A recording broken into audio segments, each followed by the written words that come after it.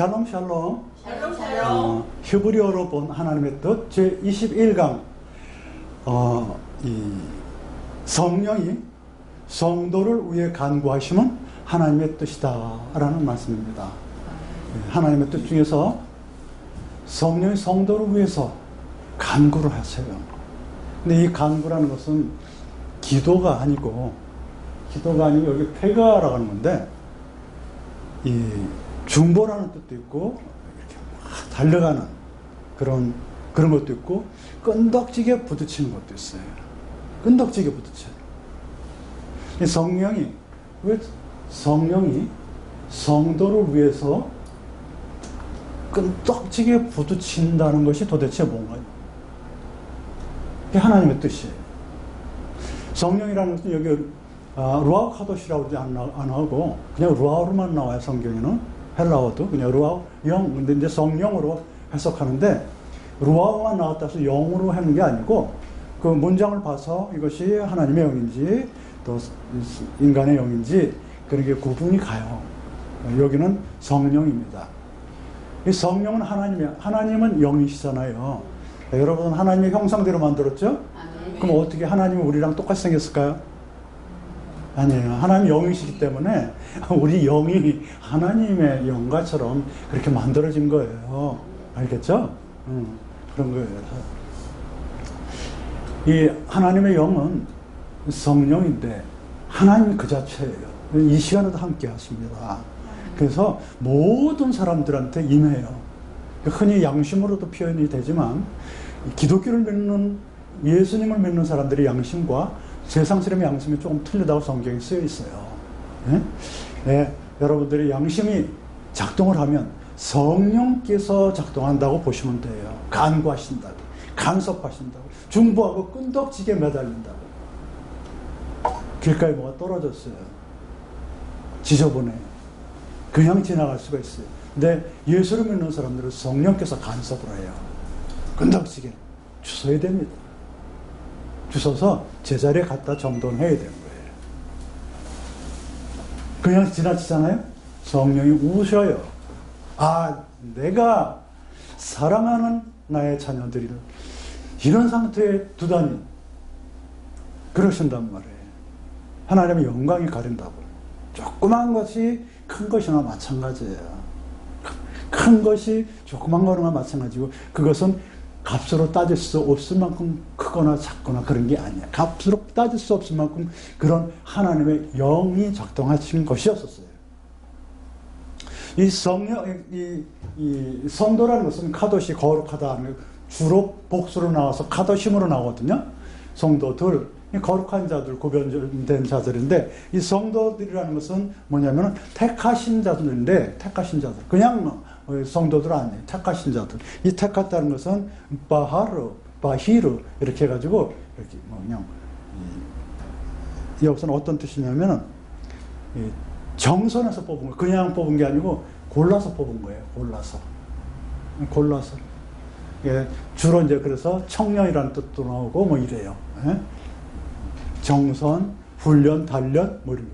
그래서 뽑은 사람들이에요. 성도들은 그냥 뽑힌 사람들이 아니고 훈련하고 단련하고 얼마나 힘들겠습니까? 그렇죠? 그런데도 그냥 지나가요. 못 본 척하고 아니야. 그런 게 아니에요. 그 옛날부터 왔던 습관이거든. 구습이야. 이 구습을 잘라버려야지. 새 사람으로 거듭나는 것이 예수 믿는 거거든요. 아니야. 정말 이것은 안 돼. 이 적은 종이 이제 여러 사람들을 만나는데 그 사람들은 한국에서 월급을 제일 적게 받는 사람들이 알고 보니까 그 나라에서 돈을 받는데 제일 적게 받아요. 정식적으로 받는데 한 달에 얼마 받냐면 맥시멈 27만 원 받아요. 최고를 많이 받아요. 한 달에 27만 원 받는 사람인데 그 사람들은 여러 가지 일을 해요. 동네에 이렇게 쓰레기도 줍고 이렇게 이제 EM이라고 그래가지고 이렇게 방역도 하고 또 산에 가서 이제 뭐 이렇게 산도 지키고 뭐 이렇게 여러 가지 일들을 하시는데 65세 이상 되신 분이고 가난한 사람이어야 되고 그래도 좀 걸을 줄은 알아야 돼. 그런 사람, 담배 펴도 안 돼. 그런 사람들을 뽑아요. 주로 할머니, 평균 연령이 한 75세 이래요. 65세는 막내에 끼지도 못해요. 그런데 그 사람들은 말이에요. 어떤 공통점이 있냐면 양심이 발라요. 예수를 믿거나 안 믿거나 보니까. 근데 간혹가다 안 그런 사람도 있겠지만 뭐가 있잖아요. 반드시 주워요. 더러운 것은 반드시 주워요. 산이 아닌데도 주워서 이렇게 봉투에다 놓다가 자기네 집에다 갖다 버려요. 산에서도 그러고. 아주 너무너무 아주 아름다운 거야. 너무너무 아름다워. 그래도 그 중에서 어떤 사람은 버리는 사람도 있고 개념이 안 된 사람인데 공통적으로 그래요. 그런 사람들이 정선에서 뽑힌 사람들이고 나이 잡셔서도 그런 일을 하게끔 하신 것 같아요. 그래서 이제 그 용돈으로 쓰시겠지만 손주들한테 쓰시겠지만 즐겁대요 그 생활이. 근데 아침에 가면 굉장히 춥거든요 산이. 굉장히 추해서 갔다 오는 게 아니고 다다다다 떠는 사람도 있지만 가서 주워. 그러니까 일부러 딱 흘리고 이렇게 그렇게 그런 사람들이 성도님들이야. 뽑힌 사람, 고별된 사람들. 주로 예수를 믿더라고요 보니까. 그 성도님들을 이러하고 성령께서 참견하시는데, 자, 성도들만 참견하실까요? 성경에 보니까 바벨론에도 참견하세요. 여기 성도를 골로새 3장 12절에서 14절, 또 로마서 8장 27절 여기 보면은 한번 봉독해 볼게요. 그러므로 너희는 하나님의 택하신 거룩하고 사랑하신 자처럼, 이게 뭐냐면 택하신 거룩하신 하나님, 이게 성도님들이거든요. 그런 사람들은 어떻게 되냐면은 긍휼과 자비함을 쭉 이렇게 가지고 성도님들은 하나님께서 여기 오늘 말씀에 로마서 8장 27절 말씀은 마음을 감찰하신 이가 성령을 생각하나니 이는 성령이 하나님의 뜻대로 성도를 위하여 간구하시니라. 이게 성도가라가 나왔고 성도라는 거예요. 성도라는 것은 거룩한 자들 그런 뜻이에요. 그런 사람들을 하나님께서 간섭을 하시고 바벨론이라는 것은 이사야서 47장 3절을 제가 봉독하겠습니다. 내 살이 드러나고 내 부끄러운 것이 보일 것이라 내가 보수하되 사람을 아끼지 아니하리라. 이거 보면은 해석이 안 돼요. 아끼지 아니하리라가 뭐냐 간섭하리라. 히브리어가 뜻이 있다는 것보다 더 중요한 것이 뭐냐면 원문으로 보면 아끼지 아니하리라가 우리는 뭐 이렇게 세이브하고 뭐 그런 거 좀 함부로 안 쓰고 그런 거지만 아끼지 아니하리라 이게 뭐 폐가예요. 간섭하리라. 중보하리라. 대시하리라. 이런 거예요. 다시 봉독하면 그러면 바벨론 바벨론 살이 드러나고 바벨론 너의 부끄러운 것이 보일 것이라. 내가 여호와가 보응하되 사람을 간섭하리라. 바벨론 사람을 간섭하리라. 그러니까 이 보응도 되고 이 간섭도 하는 것이 중보도 되고 그러지만 살이 드러나고 또 여기 어떻게 부끄럽게 하고 이렇게 간섭하신다는 거예요. 누구예요? 바벨론한테. 바벨론이라는 것은 혼합이라는 것이에요. 혼합이라는 것은 세상 것과 하나님 것이 혼합됐다고 저는 보고 있어요. 바벨론 탑 이렇게 세우는 혼합된 이 바벨론이라는 것을 이렇게 쭉 찾아보면은 어떤 특징이 있냐면은 하나님께서 이 언어를 혼잡게 했어요. 그 전까지는 또 같았나 봐. 혼잡이라는 게 바벨이야. 혼잡게 했어요. 그래서 바벨을 거기서 나오는 거예요. 언어를 혼잡게 해서 바벨이야. 통하지 않아. 서로가 이제 그 사람들이랑 우리랑 통하지 않아. 언어가. 그러니까 내 속에 바벨이 있다면 하나님과 통화를 하지 않는 통용이 안 돼, 모든 것이. 그냥 지나쳐. 사이클이 안 맞아. 무엇이 중요한 것이고, 무엇이 중요하지 않은 것인지를 몰라요. 무엇이 중요한 줄 아세요? 순간순간이 중요한 거예요. 순간순간 십자가를 서 있고, 순간순간 하나님과 하는 것이고, 순간순간 자기 양심을 속이지 않는 것이에요. 순간순간 예수님의 이 시대의 심부름꾼이 돼야 되는 거예요. 순간순간. 그러니까 확연히 틀려요. 행동하는 게 확연히. 확연히. 얼굴 생김이 아니에요. 확연히 틀립니다. 그 바벨론인들은 뭐냐면 또 계명성이라고 그래요. 계명성 그러면은 여기 할렐이라고 그러죠. 할릴 그래가지고 계명성 그러면 뭐 사탄이니 막 이러는데 아니에요. 그거는 잘못된 것이고 계명성은 이 문장 중에 봐세요. 그 문장 바벨론 두고 한 얘기예요. 그 시대의 바벨론, 지금 시대의 바벨론. 지금 시대의 바벨론이 지금 저 이라크를 두고 할까요? 아니에요. 우리들 자신이야. 우리 혼합되어 있는 그런 믿음. 세상 것과 하나님 것과 혼합되어 있는 그런 믿음. 이런 게 할릴, 헬리 해성 있잖아요. 그것에서 나온 거예요. 헬리 해성이. 여기서 보면은 헬릴, 그래. 헬리 해성. 헬릴이 계명성인데, 이것은 뭐냐면, 비우다, 찬양하다 있잖아요. 찬양하다, 비우다, 자랑하다. 그게 우리가 이제 자랑하는 게 있어요. 하나님께 영광 안 돌리고 자랑하는 거 있잖아요. 예? 그런 게 다 헬리의 성가처럼, 계명성 것처럼 혼돈된, 혼합된 믿음이야. 자랑하는 거. 내가, 이렇게. 우리나라가 세계 최고로 방역을 잘해. 아니에요. 그런 거 아니야. 겸손할 때. 그렇죠? 그런 거예요.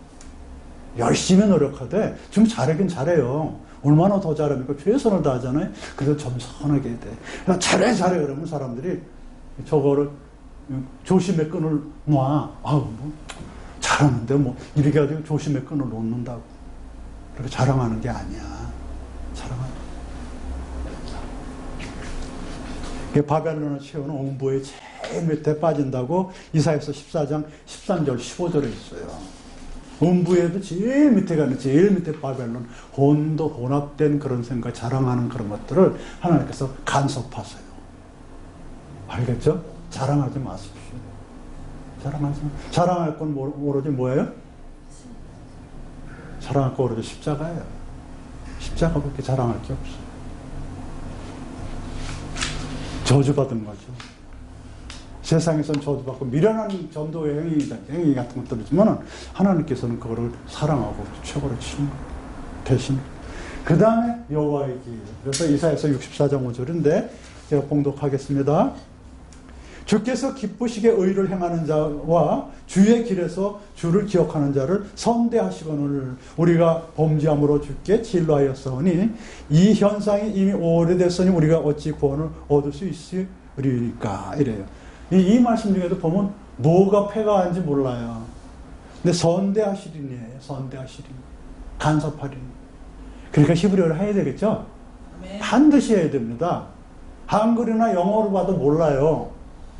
언어로 봐야지 폐가가 나와. 언어로. 모르려? 예.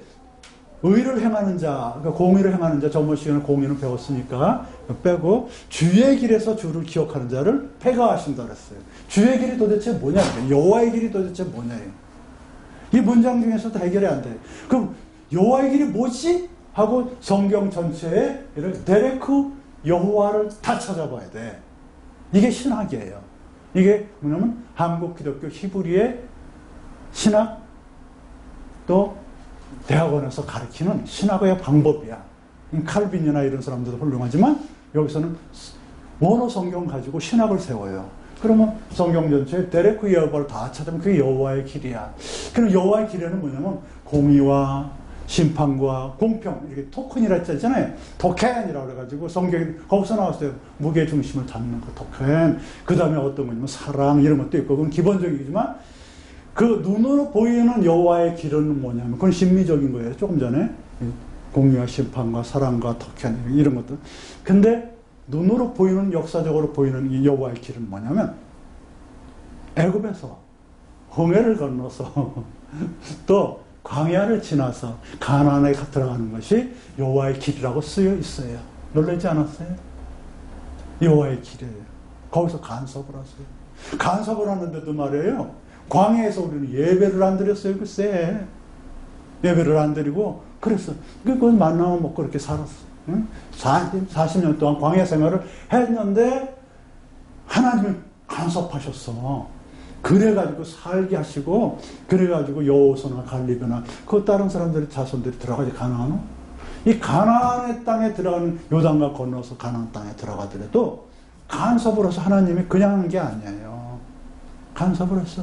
가나안 땅에 들어서 하는 일은 뭐예요? 애굽에서는, 애굽이란 게 뭡니까? 반드시 출애굽해야 될 때가 애굽이고 반드시 한 번은 들어갔다 와야 돼요. 우리 경험치 않고는 원래 예수님도 애굽에 들어갔었어. 어렸을 때 부모님과. 그런데 애굽이라는 것은 뭐 이렇게 둘러싸여 있다 이런 것도 있지만 그냥 놀고 먹어도 되는 데예요. 풍요로서. 그러나 반드시 나가야 돼. 거기서 쌀을 팔러 가면은 쌀을 사러 가면은 살지만 거기서 놀러 앉으면 죽는다. 성경이 그렇게 써있어요. 사바를 사러 깨틀러 가면은 살지만 곡식이로 곡식도 샤바르야. 깨트는 것을 깨틀러 가면 사러. 거기 다른 데는 다 뭐냐면 가뭄이 들어서 거기밖에 샤바를 깨트릴 데가 없어요. 애굽밖에 깨트릴 데가 없어. 뭐야? 나의 깨트릴 것을 익은 곡식을 깨트릴 데는 거기밖에 없어요. 애굽의 독특한 특징이 뭐예요? 곡식을 깨트려서 벼리는 데야. 먹을 수 있게끔. 성경에 그렇게 써있어요. 그런 건 그럴 때는 의미로 사용해도 돼요. 샤바로 깨트리다가 곡식으로 나와요. 근데 몽땅 다 의미로 해석하면 성경 그거는 절대로 안 됩니다. 성경 전체로 의미로 해석한다고 안 됩니다.